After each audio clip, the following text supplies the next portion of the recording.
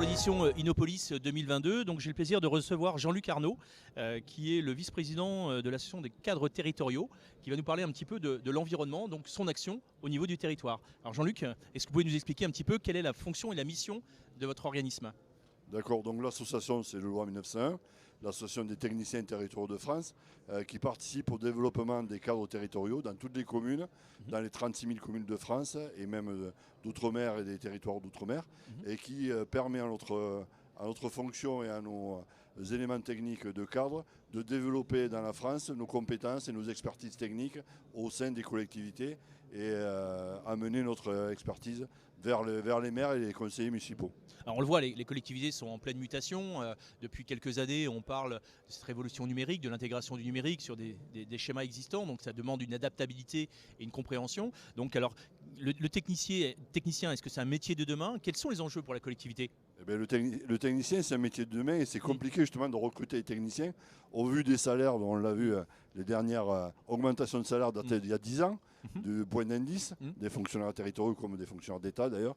Donc cette évolution de carrière, cette évolution de salaire ne permet pas de recruter des gens compétents qui sortent des écoles et pour leur offrir un salaire normal, un peu comme les enseignants, qu'on commence à 2 000 €. Qui pourraient retrouver dans le privé, Voilà, bien évidemment, plus facilement. Plus facilement, sachant qu'un conducteur de travaux dans le privé va commencer peut-être à 2 500 ou 3 000 €. Oui. Donc du coup, on a cette distorsion de salaire qui ne permet pas justement aux collectivités de trouver des gens, des techniciens très pointus en fonction des missions, puisqu'un technicien peut être autant dans le bâtiment que dans la voirie, dans l'eau ou dans l'espace vert.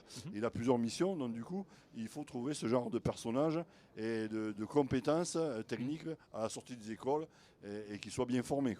Alors justement, on parle de formation. Cette formation qui est dispensée par les territoires, donc vous avez une nouvelle génération qui est connectée, qui a une conscience métier. On passe par le CNFPT, la formation des professions territoriales. Comment, vous, cette préoccupation un peu des édiles, mais quelle est l'offre du marché? Est-ce qu'il y a une vraie offre pour l'accompagnement et la formation des nouveaux cadres territoriaux? Justement, l'offre elle est un peu resserrée au vu des restrictions budgétaires. Le CNFPT n'offre pas l'ensemble des métiers techniques très pointus et du coup, notre association permet, en relation avec des partenaires d'entreprises très pointus qu'on peut voir ici sur le salon, de faire connaître les nouvelles technologies. Parce que le centre de formation fait de la formation de base et peu de formation très pointue. Et notre rôle de l'association, justement, c'est de permettre d'échanger, de mettre en relation nos techniciens avec des entreprises très opérationnelles sur le terrain, en fonction bien sûr des besoins de chaque collectivité. Alors comment on fait pour justement motiver quelqu'un qui a une compétence qui sort d'une école technique, qu'elle soit du bâtiment, qu'elle soit électrique ou dans les infrastructures? Comment on fait pour le motiver pour venir travailler comme cadre territorial? Eh bien, on lui propose des bonnes conditions de vie et de travail.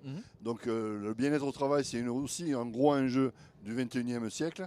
Si on ne propose pas ça, et un salaire décent, bien sûr. Parce que les jeunes, ils viennent avec un salaire décent. Si on leur propose en dessous du SMIC, sachant que certains techniciens ils commencent à 1 400 €. Donc trouver du personnel qualifié à 1 400 €, ça devient compliqué. Quand on ne trouve pas des infirmières, on ne trouvera pas de cadres territoriaux.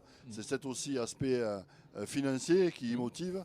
C'est pour ça aussi qu'il y a beaucoup plus de recrutement en ce moment de cadres territoriaux sous forme de contrat, où là on n'a pas l'exigence du cadre d'emploi de la fonction publique, et du coup les maires peuvent les payer un peu plus cher, puisque là il n'y a pas de salaire de base. Oui. Et puis il y a l'engagement, donc là on passe par des actions qui sont des actions en passant par des cabinets de outsourcing, de gestion de placement, mais est-ce que ça a une vie dans la durabilité? Puisque votre métier, bien sûr, il faut une compétence technique, mais surtout il faut un ADN du territoire, il faut comprendre le territoire, les spécificités de ce territoire. Donc c'est peut-être un peu dangereux de partir sur des missions court terme. Mais beaucoup de maires justement partent sur des contrats parce que l'objectif d'un maire, c'est d'être réélu au bout de 6 ans. Donc le contrat, en partant sur un contrat, il se dit si ça se passe pas bien avec mon technicien, je peux en changer en cours d'un mandat ou même en rechanger au bout de 6 ans et prendre un autre contrat. Du coup, on se retrouve avec des gens où il y a beaucoup plus de contrats qu'on le croit dans la fonction publique. Il y a plutôt 20 à 30% de gens qui sont contractuels, qui ne sont pas titulaires, et du coup cette pérennité dans le temps et l'expérience qui se perd, parce qu'un technicien qui reste quelques années dans la commune a l'expérience des bâtiments, l'expérience de la population et de l'ensemble de cette collectivité. Donc Jean-Luc, donc en fait, en clair, une collectivité qui a un besoin, elle s'adresse à la TTF qui va pouvoir le guider sur le profil de poste qui lui est nécessaire. Oui, bien sûr, on diffuse des offres d'emploi réguliers de plus en plus sur notre site justement pour inciter nos techniciens à venir dans les collectivités. Donc c'est un peu ce qu'on appelle l'intelligence des territoires, ça passe aussi par les cadres territoriaux. Merci beaucoup Jean-Luc. Merci.